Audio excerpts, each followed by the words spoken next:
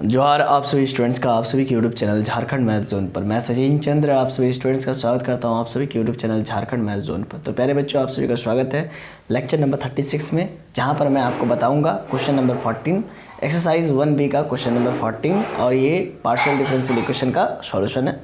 ठीक है, तो और मैं बता दूँ, ये लालजी प्रसाद का जो बुक फॉलो करते हैं उसी में जो क्वेश्चन दिया है एक्सरसाइज 1B में, पेज नंबर 360, उसी का मैं क्वेश्चन नंबर 14 का सॉल्यूशन बता रहा हूँ।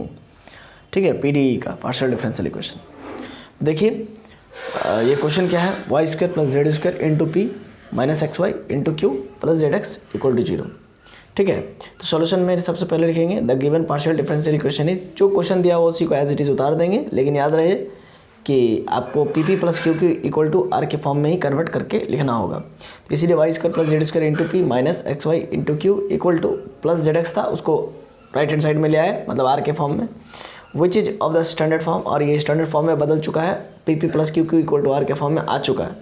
तो आप देख सकते हैं स्मॉल पी की जगह पर स्मॉल पी ही है, और स्मॉल क्यू की जगह पर स्मॉल क्यू ही है, और आर की जगह पर माइनस जेड एक्स है। यानी कि सिंपल हम लोग कह सकते हैं कि ये p p plus q q equal to r के फॉर्म में आ गया। यानी कि जब हम इसको कंपेयर करेंगे, तो हम लोग क्या मिलेगा, है ना, वो बात की बात है। लेकिन ये क्या है, so it is Lagrange's linear partial differential equation, और इसी वजह से ये Lagrange's linear partial differential equation है। ठीक है, और कैपिटल पी का वैल्यू आपका आ चुका है y square plus Z square, और कैपिटल क्यू का वैल्यू माइनस एक्स वाई आ चुका है, और कैपिटल आर का वैल्यू माइनस जेड एक्स आ चुका है। नाउ ऑक्सिलरी इक्वेशन कैसे लिखेंगे, कैसे लिखा जाता है, तो d x upon p d Y upon q equal to d z upon r. तो डी वाई अपॉन पी के जगह पर y square plus Z square, और डी वाई अपॉन क्यू के जगह पर माइनस एक्स वाई, और d z upon minus z x. अब सेकंड और थर्ड रेशियो को लेंगे, क्यों, क्योंकि फर्स्ट और सेकंड रेशियो इंटीग्रेबल पेयर नहीं बना रहे हैं। यानी कि जब हम लोग एक्स और वाई सेकंड और थर्ड फर्स्ट और सेकंड रेशियो ले रहे हैं, तो उस केस में क्या हो रहा है कि जेड को एलिमिनेट नहीं कर पा रहे हैं। क्यों, क्योंकि एक्स और वाई का टर्म है, तो यानी कि उसमें जेड नहीं होना चाहिए, जेड को एक्सट्रैक्ट नहीं कर पा रहा है। इसी वजह से हम लोग क्या कर रहे हैं, सेकंड और थर्ड रेशियो को ले रहे हैं। तो ले लिया मैंने डी वाई और डी जेड को लिया, और इधर माइनस एक्स वाई, इधर minus z x, minus minus cancel हो गया, एक्स एक्स मर गया, बचा वाई और जेड, यानी कि डी वाई अपन वाई बचा और डी जेड अपन जेड बचा। यानी कि अब सिंपली हम लोग कह सकते हैं कि वाई और जेड का टर्म लिया तो वाई और जेड ही है। तो अब आगे देखिएगा, अब क्या है, सिंपली इंटीग्रेट कर देंगे, और क्या, डी वाई अपन वाई का इंटीग्रेट करेंगे लॉग वाई होगा, डी जेड अपन जेड का इंटीग्रेट करेंगे लॉग जेड हो जाएगा। On integrating both sides then we get log y इधर log z plus log a. ठीक है, अब क्या होगा, log y minus log z हो जाएगा, यानी कि log M minus log n, है ना, क्योंकि प्लस में लॉग जेड है तो लेफ्ट हैंड साइड में ले जाएंगे, तो माइनस लॉग जेड हो जाएगा। तो log M minus log N का क्या होता है, वाई बाई जेड, मतलब लॉग वाई बाई जेड, इधर लॉग ए है तो लॉग लॉग कट जाएगा, तो Y by Z equal to A हो जाएगा, तो वाई इक्वल टू क्या हो जाएगा बाबू, जेड ए हो जाएगा। ठीक है, समझ गए। अब फर्स्ट और सेकंड रेशियो लेंगे, ठीक है, इतना हुआ। अब फर्स्ट और सेकंड रेशियो लेंगे, देखिए फर्स्ट और सेकंड रेशियो, ये आपका डी एक्स अपॉन समथिंग और डी वाई अपॉन समथिंग। अब इसमें कुछ करेंगे, अब इसको सॉल्व करना आसान होगा। देखिए कैसे, आप बोलिए इंटीग्रल पेयर नहीं बना रहा तो फिर क्यों ले रहे हैं, थोड़ा धैर्य रखिए, समझ में आ जाएगा। तो देखिए हमने क्या किया, अब हम लोग फर्स्ट और सेकंड रेशियो लिया, D x upon Y square plus Z square और D Y upon minus x Y. देखिए D x upon Y square plus Z square, D Y upon minus x Y. अब यहाँ पर तिगड़म लगाएंगे, तिगड़म मतलब Y equal to Z A है, इक्वेशन नंबर 3 से आया है, तो इसको Y equal to Z A है, यानी कि वाई बाई जेड बराबर ए हो जाएगा, है ना। तो यहाँ पर वाई बाई जेड बराबर ए हो जाएगा, और जेड बराबर क्या हो जाएगा, वाई अपॉन ए हो जाएगा, जेड बराबर वाई अपॉन ए। देखिए जेड बराबर वाई अपॉन ए, समझ गए, क्लियर है, नहीं समझे। देखिए इक्वेशन नंबर 3 क्या हो जाएगा, जेड बराबर वाई अपॉन ए होगा ना, हाँ तो लिख दिया जेड बराबर वाई अपॉन ए। अब यहाँ पर समझिएगा बात को, क्या मैं बताना चाह रहा हूँ।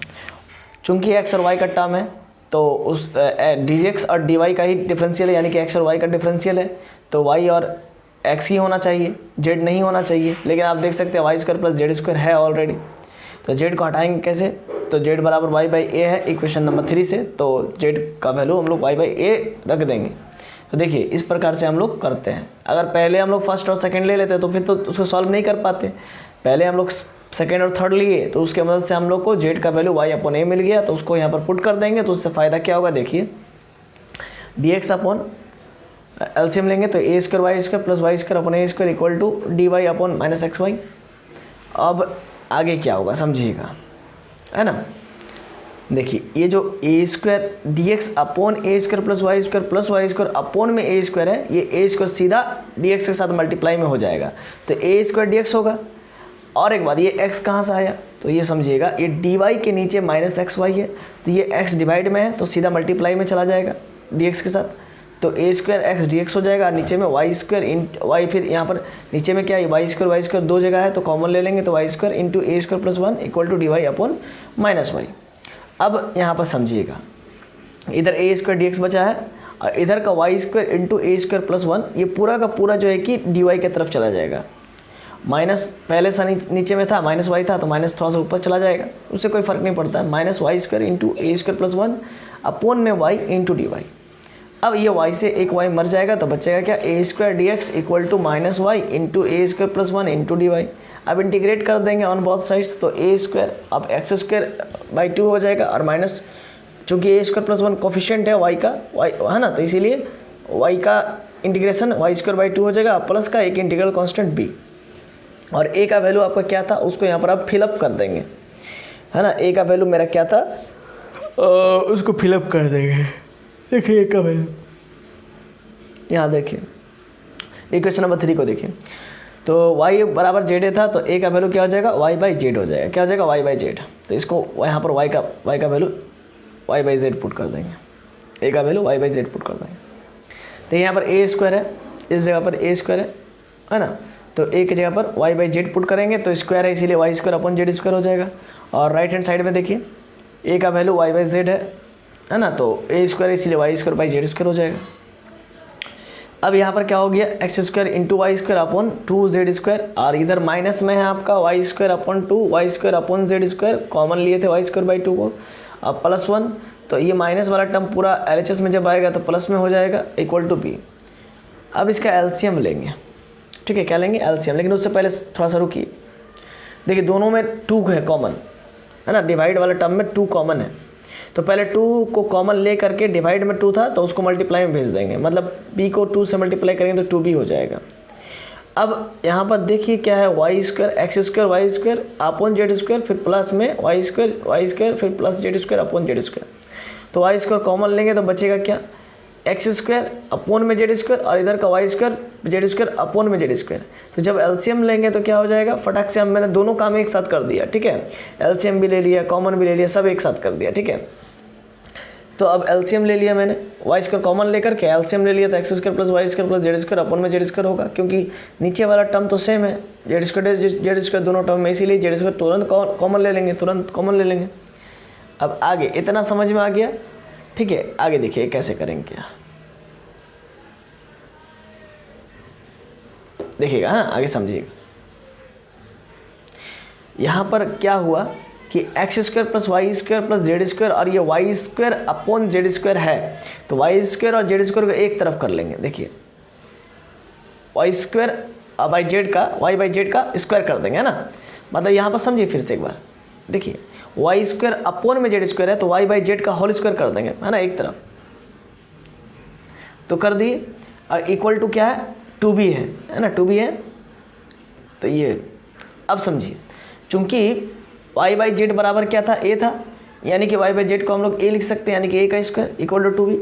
अब एक्स स्क्वायर यहाँ पर मैं एक गलती कर दिया हूँ, y स्क्वायर लिखना था मैं भूल गया हूँ, ठीक है, आप लिख लीजिएगा, है ना, इस जगह पर देखिए, इस जगह पर y स्क्वायर, तो x square plus Y square plus Z square equal to आपका क्या हो गया 2b, और ये a स्क्वायर इंटू में था डिवाइड में चला गया, ठीक है, तो 2b अपॉन a स्क्वायर को हम लोग लिख सकते हैं c, लेट कर लेते हैं, मान लेते हैं, तो x square plus Y square Z square equal to C आ गया, ठीक है। अब therefore the complete solution of Lagrange's linear partial differential equation 1 is written as, मतलब कि Lagrange's linear partial differential equation का जो कंप्लीट सॉल्यूशन होगा वो क्या होता है, F of A comma B equal to 0 के फॉर्म में होता है। तो यहाँ पर ए और सी का वैल्यू निकाले हैं, तो F of A comma c equal to 0 के फॉर्म में होगा। तो आप देखिए क्या है, ए का वैल्यू क्या है, या फिर F of C comma A, F of C comma A यानी कि F of B comma A equal to 0 भी लिख सकते हैं। तो b का वैल्यू क्या है, या फिर c का वैल्यू क्या है, F of C comma A लिखना चाह रहे हैं, तो F of C comma A, C का value X square plus Y square plus Z square, और a का वैल्यू क्या है जरा देखिए, तो y बाई जेड, है ना, फर्स्ट इंटीग्रल सॉल्यूशन, तो a का वैल्यू रख दिया और इक्वल टू 0। ये हमारा पूरा कंप्लीट सॉल्यूशन हो गया Lagrange's linear partial differential equation का। यानी कि ये क्वेश्चन नंबर 14 था, ठीक है। तो आशा है कि ये चीज़ आपको समझ में आ गया होगा। ये क्वेश्चन नंबर 14 था, ठीक है, ओके, ठीक है। तो आशा है कि ये चीज़ आपको समझ में आ गया होगा। तो चलिए मिलते हैं नेक्स्ट वीडियो लेक्चर नंबर 37 में, तब तक के लिए। और ये आपको बता दूं कि ये लेक्चर नंबर 36 था, और आप मिलेंगे लेक्चर नंबर 37 में। तब तक के लिए जोहार, खुश रहिए, आबाद रहिए, पढ़ते रहिए। धन्यवाद।